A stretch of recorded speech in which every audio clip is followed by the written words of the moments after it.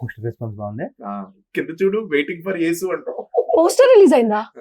అయ్యా, oh September 13th రిలీజా? Hi guys. ఏంటి రితేష్ ట్రిమ్ చేసినట్టున్నావు?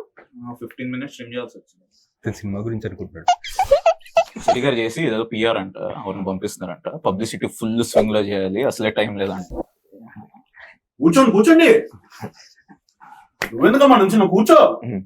నేను కూర్చునే ఉన్నానండి. ఇంతకీ మీదే సినిమా ఎప్పుడు తీసారు? మాది అన్న పుష్ప సినిమా ఏంటంటే అప్డేట్ల మీద అప్డేట్లు ఇవ్వడానికి సైలెంట్ గా తీస్తాం. నేను అడిగేది పార్ట్ 2 గురించి కాదు, అసలు పార్ట్ 1 ఎప్పుడు తీసారు? యాక్చువల్ గా మా సినిమా కంటెంట్ వచ్చండి. ఇప్పుడు మీ కలంతా వినోక చేయడం నేను ప్రొడ్యూసర్ కాదు కదా. మీ బడ్జెట్ ఎంత చెప్తే దాన్ని బట్టి పబ్లిసిటీ ఏంటి can we just skip the commercials? ఏదైనా న్యూ ఏజ్ ఐడియాస్ ప్రమోషన్. ప్రతి సినిమాకి కొత్త ఐడియాలు కావాలంటే దోపది ఇక్కడ. ఏ సినిమా అయినా ఒకటే ఫ్లో. అంటే ఈ సినిమాలో మంచి రొమాంటిక్ సాంగ్ ఏమైనా ఉంటే చెప్పండి. ఫస్ట్ సింగిల్ అని చెప్పదు. ఈ సినిమాలో first single, second single, third single. అంటే ఈ సినిమాలో అసలు లవ్ ట్రాకే లేదా? ఈ సినిమాలోనే కాదు, నా ఏ సినిమాలోనూ లేదు. ఎందుకు? Rod single. ఓ నాకు ఒక ఐడియా ఉంది. నేను పాట పాడతాను. నీకు పాట పాడడం వచ్చా? Known is a Roshan, unknown is a drop. ఇంతకుముందు ఎప్పుడైనా పాడావా?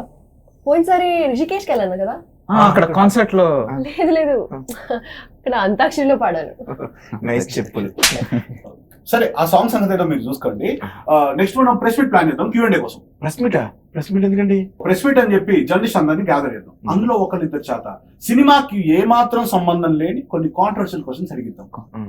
ఆ క్వశ్చన్స్ అన్ని యూట్యూబ్ లో ట్రెండ్ అవుతుంది. మీరు ఇచ్చే ఆన్సర్స్ అన్ని ఇన్స్టాగ్రామ్ లో మీమ్ అవుతుంది. మొత్తానికి మీ సినిమాకి పబ్లిసిటీ అవుతుంది. అంత రిస్క్ అవసరమా? సింపుల్ గా నేను పాట పాడితే సరిపోద్దిగా. అవును సార్, ఆ రిస్క్ కంటే కూడా ఈ రిస్క్ నాకు బెటర్ రిస్క్ అనిపిస్తుంది. ఇలాంటివి నెగిటివ్ కాకుండా సార్ మంచి పాజిటివ్ పబ్లిసిటీ. పబ్లిసిటీ ఏమి బ్లడ్ గ్రూప్ కాదు, పాజిటివ్ నెగిటివ్ ఉండడానికి. పబ్లిసిటీయే.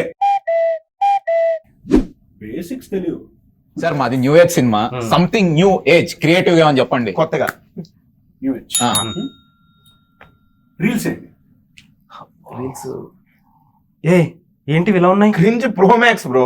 మేము ఇలాంటి చెయ్యం. జనాలు ఏమైనా సెన్సిబుల్ కాంటెంట్ చూస్తారనుకుంటారా ఏంటి? ఇలాంటి క్రింజే చూసారు. ఒకసారి దాని వ్యూస్ చూడండి.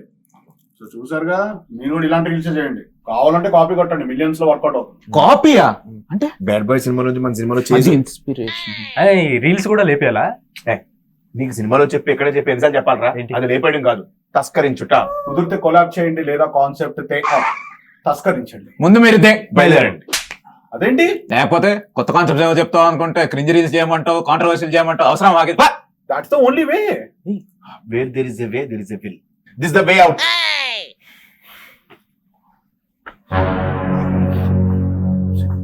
సినిమాల ప్రీ రిలీజ్ ఈవెంట్ల దగ్గర నుంచి రీ రిలీజ్ అయ్యేంత వరకు పబ్లిసిటీ డిజైన్ చేసి నన్నే అవమానిస్తారా?